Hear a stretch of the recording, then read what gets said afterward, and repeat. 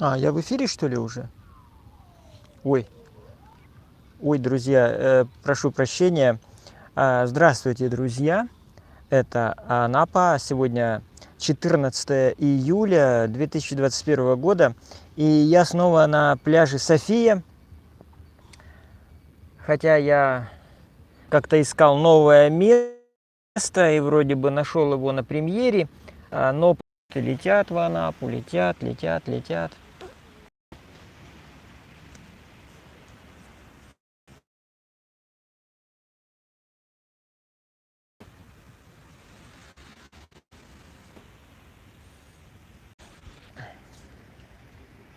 Ух, опять я. Так, сейчас я выровняю.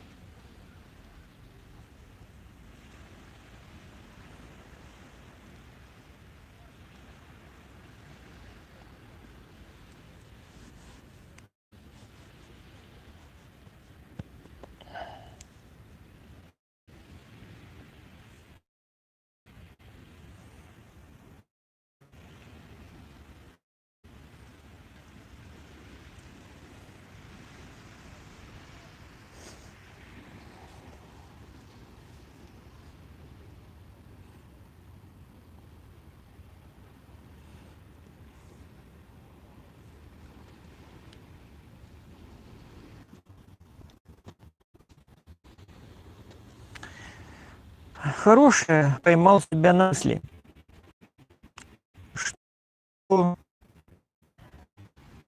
море-то для меня сейчас и как-то неинтересным стало. Это просто я обращаюсь к своим чувствам и подумал, что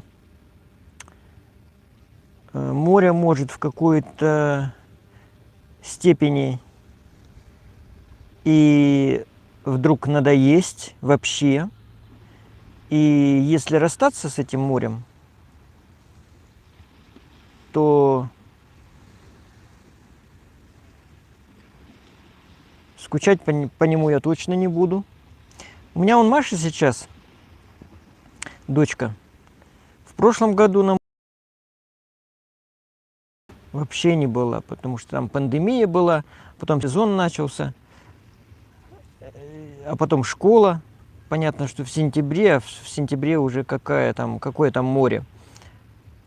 И в этом году, вот уже середина июля почти, завтра будет такой серединный день, а Маша на море не была. А я? Ну, я хоть на море и бываю чаще, конечно, чем Маша, но я искупался вот сегодня второй раз. Понятно, и снова я себя вот сейчас обращаюсь к своим мыслям, которые я думал, купаясь сегодня. Думаю, в принципе, в этом такого ничего нету, любить, не любить море. А дело в привычке. Просто, в общем-то, можно взять себе за правило утром, допустим, встать и пораньше скататься на море, искупаться, чуть-чуть позагорать, просохнуть и возвращаться домой. То есть как утренняя зарядка. Вот. У меня же получается так, что утром надо мной висит какой-нибудь там дамоклов меч. И дамоклов меч с чего? Ну, допустим, там кого-то жду, или куда-то должен сходить, или что-то должен сделать. Хотя это дело, может быть, я начну только, может быть, часов в 11, а то и после обеда, а то и к вечеру. Вот. Но все равно как-то вот, чтобы мне вести такой образ жизни, так скажем, размеренный и правильный, и где-то праздный, У меня вообще не должно быть каких-то серьезных дел. Ну вот почему-то так. Почему-то вот так я себя ощущаю. Это сейчас у меня мысли вслух. Я сейчас даже не смотрю на монитор, не смотрю. Я смотрю на море, вот смотрю вдаль, на эти вот краснеющие, вот эту гирлянду буйков. Да, они как будто бы немножко яркий такой свет на них падает, и они как будто бы горят таким люминесцентным светом.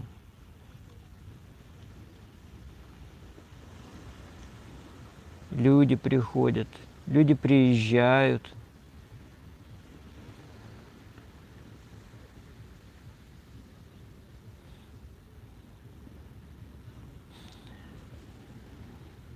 Порой даже непонятно, почему люди приезжают, почему они приезжают именно в Анапу, почему они терпят какие-то неудобства, вот как, допустим, сейчас в Джимите, где я каждый день показываю в новостях, что там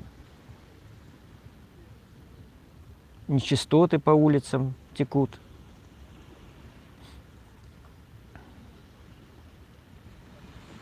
А люди едут и едут, летят и летят. Вот один самолет, только один самолет, вот я трансляцию начинал, летел самолет. Сейчас я смотрю, вот еще один самолет летит. И сколько их прилетит, вот пока я буду вести трансляцию. Ну вот буду считать. Вот это второй самолет. Будем считать.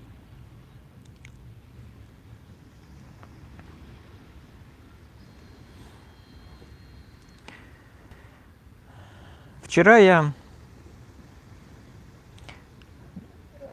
какие у меня дела были?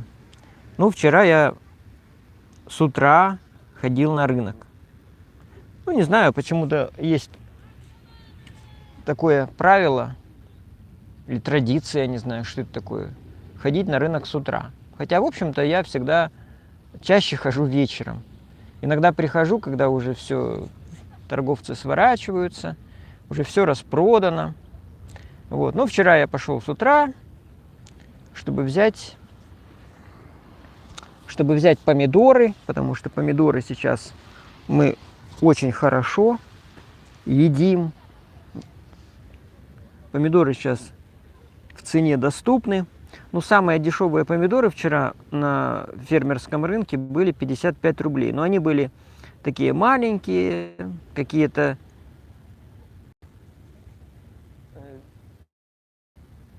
в каких-то желтых пятнах. В общем, не такие некрасивые помидоры.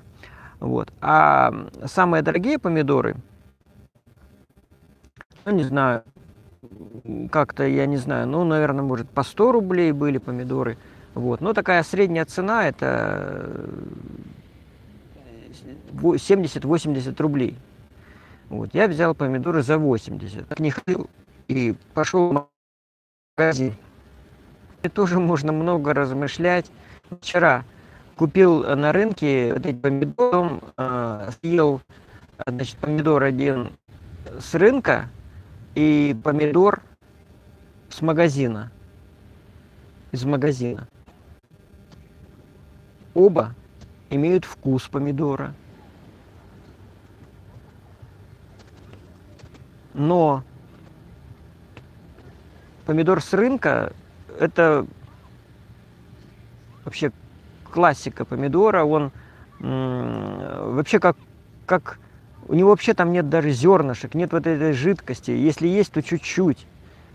Это как просто мякоть какая-то, как вот как разрезаешь, когда клубнику. Вот она вся целиком, без всяких там внутри зерен и жидкостей. Вот помидор такой же. А помидор с магазина нет, там есть вот эта жидкость и семечки явно выраженные. И он кислее. Так вот расскажу, как я помидоры покупал вчера. Сначала я купил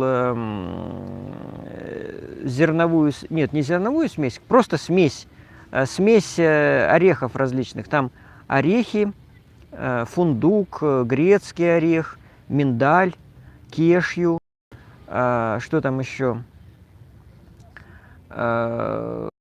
Изюм, желтый, темный. Ну, как-то вот взять. Ну, по отдельности неохота заморачиваться этим.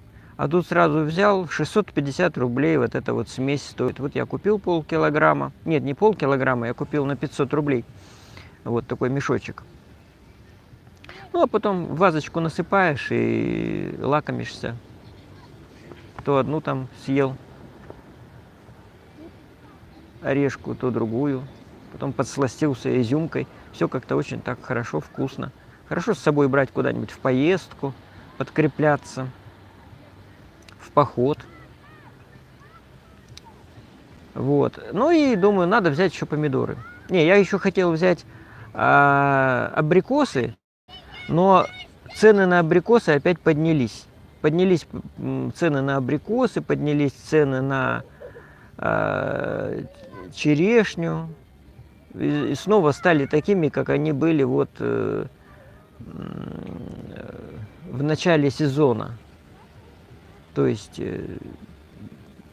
250 рублей, 200 рублей.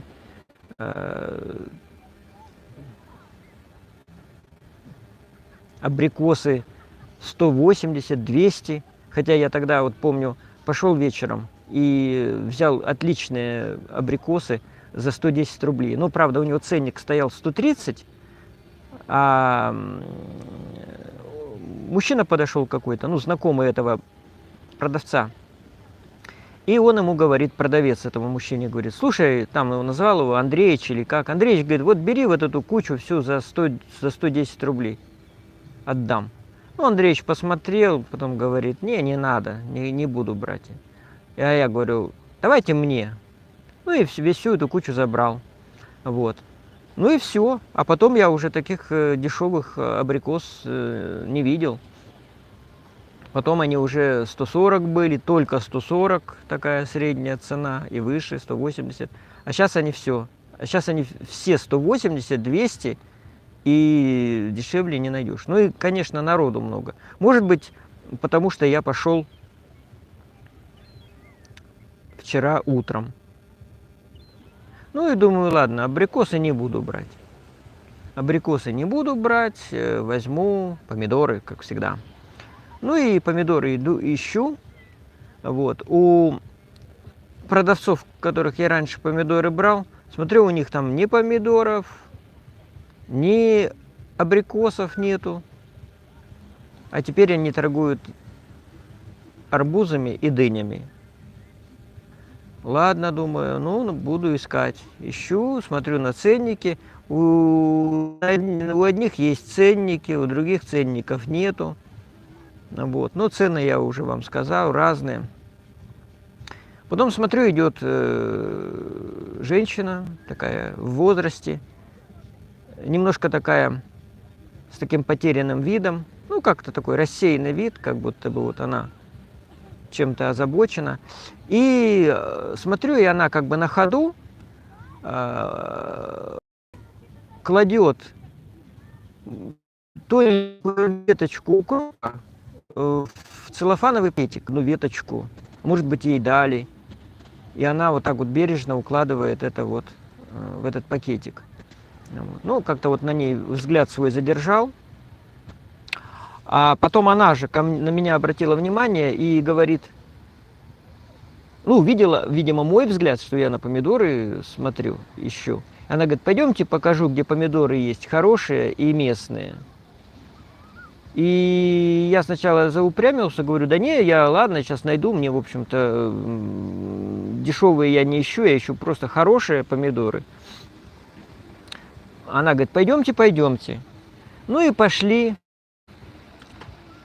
Я думал, где-то рядом, оказывается, нет, она меня повела на вторую половину рынка, и сначала тоже глазами стала искать где же она видела эти помидоры, и, может, даже брала. А потом все-таки увидела и привела меня. Говорит, вот хорошие помидоры. Вот, а я еще, ну, все мы такие вот подозрительные какие-то, и я тоже, вот тоже грешен.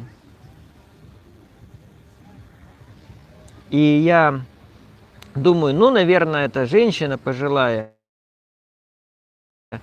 договорцом помидоров, и вот ей водит вот таким образом покупателей, а та ей потом делает скидку, а может быть ей и помидорчиков так отсыпает каждый день.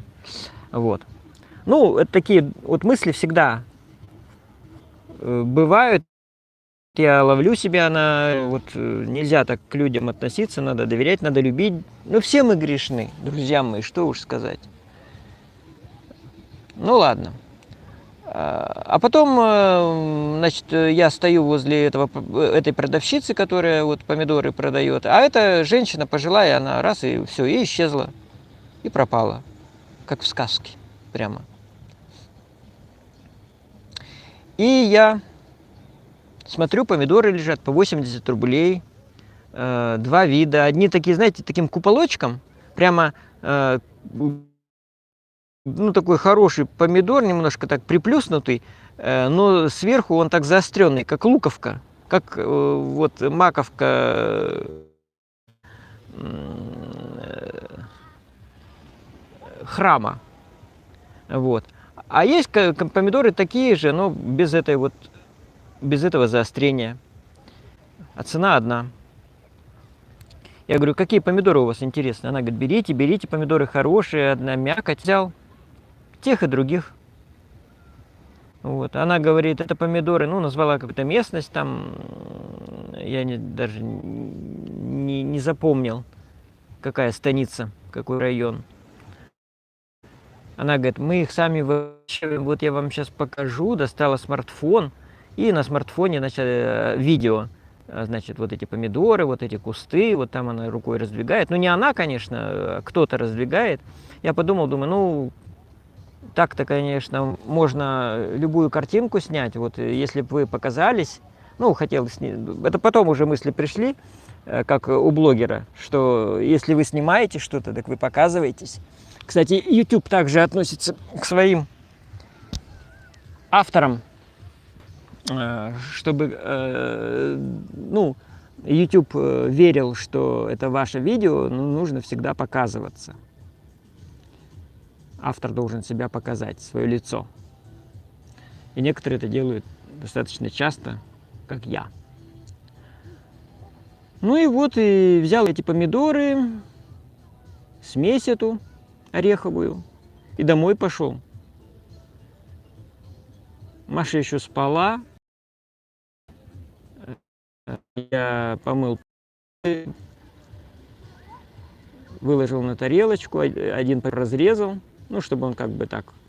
Думаю, ребенок встанет, и чтобы сразу ей ничего не мыть, чтобы она съела этот помидор. Она сейчас у меня увлеклась здоровым питанием, начиталась умных книжек, насмотрелась умных сайтов, ест одни каши, сама себе варит. В общем, у нас сейчас раздельное питание, в смысле том, что я отдельно питаюсь, Маша отдельно сама себе варит. Но она сейчас взрослеет, и это здорово. И это здорово, потому что мама на работе, и я ей никогда ничего не скажу, там, что эту кастрюлю не бери, это ты делаешь не так. Вот она сама, она там сама, порой там что-нибудь и подпалит, и что-то там, значит, неправильно сделает, не помоет, не так разрежет. Я думаю, ладно, пусть учится ребенок сам. Ну, по возможности что-то ей подсказываю, хотя она подсказывает, замечания и подсказки. Ну, подростки такие. Спагетти с обжаренным фаршем. Вот. Я думаю, надо сварить что-нибудь новое. У меня были стейки пангасиуса. Я думаю, дай-ка я пангасиуса сделаю. Но жарить не буду, потому что я жарить не люблю. На сковороде это дым, этот чад. Вот. Думаю, запеку-ка я это все в пакете. И быстренько рецепт нашел. картошки почистил, морковочки, лука. В пакет все выложил слоями. Сначала выложил картошку, потом морковку, потом лук, потом пангасиуса, эти стейки положил. Причем они такие толстые были, я их разрезал еще острым ножом, еще разрезал. Получилось и пангасиуса побольше. Тоже уложил на вот этот противень. Сверху посыпал солью, специями. Лимончика положил, несколько там долек. Я потом жене сказала, что не надо было. Вот. А для кислинки она говорит, можно было помидор положить. Ну ладно. Вот. И в духовку на 40 минут. Вот. Получилось вкусное блюдо, все хорошо пропеклось, не высохло, потому что в пакете, в собственном соку. Пангасиус достаточно такой жирный. Вот. А Маша мне сказала купить еще рыбий жир. Вот. Она-то не стала есть этого пангасиуса. Вот. Не стала. А вообще она, да, меня просила рыбий жир купить. Вот представляете, друзья мои, ребенок, который просит купить ей рыбий жир в аптеке. Я даже не знаю, сейчас продают рыбий жир или нет. И понравится ли он ей, она же этого не знает. Но я помню в детстве этот рыбий жир давал. Да, помнится.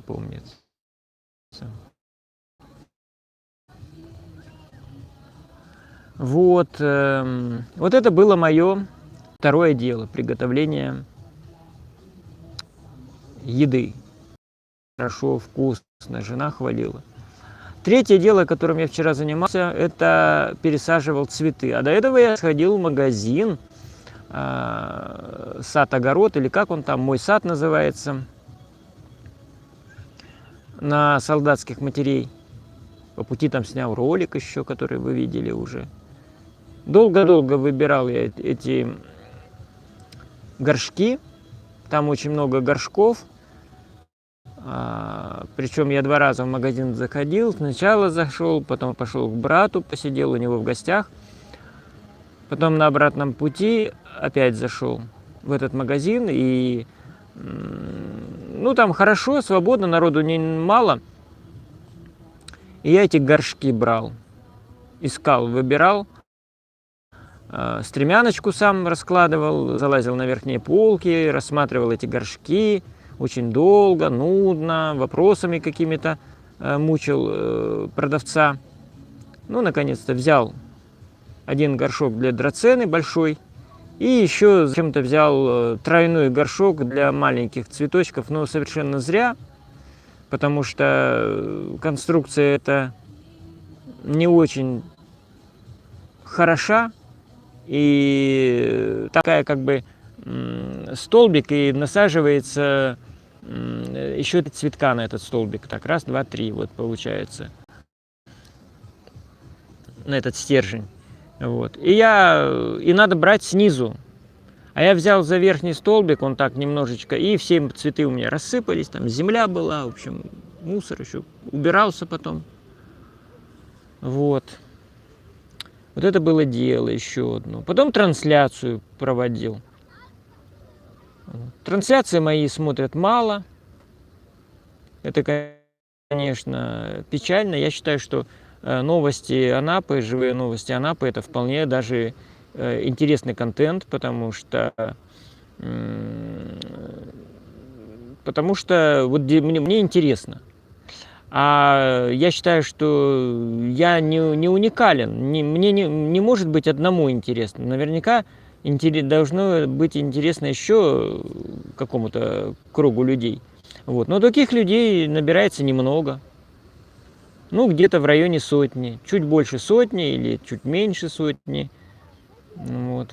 А вот такие вот стримы, которые я сейчас провожу, вроде ничего хорошего в них нету. Я ничего не рассказываю, никакой новой информации люди не получают, кроме того, что обо мне что-то, какие-то новые факты.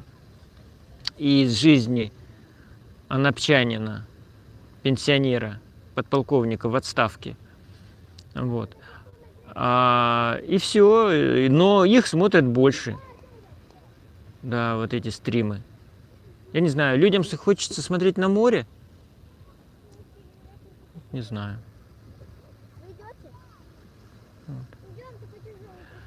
Я экспериментирую сейчас с... Вот она, горка моя любимая! Я сейчас экспериментирую со звуком, с микрофоном.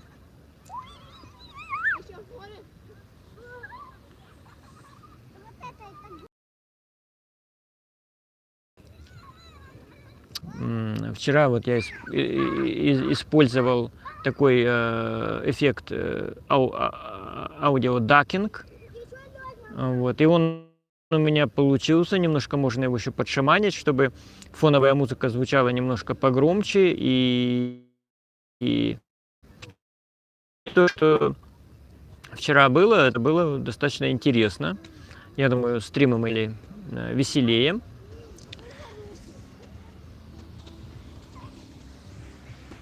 Так, ну вот я уже почти просох. И сейчас...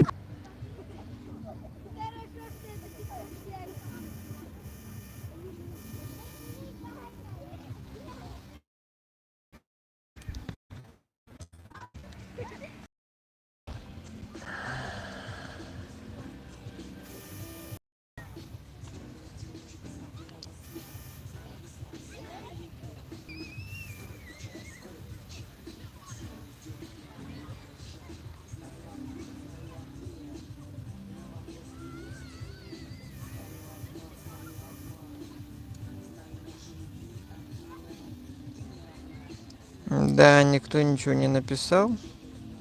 Может, настройки неправильно у меня были установлены моего стрима.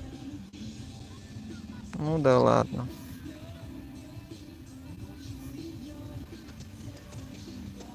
Пока, друзья. Напоминаю, что это был пляж София. Всех вам благ, хорошего дня, приезжайте в Анапу. До следующих встреч.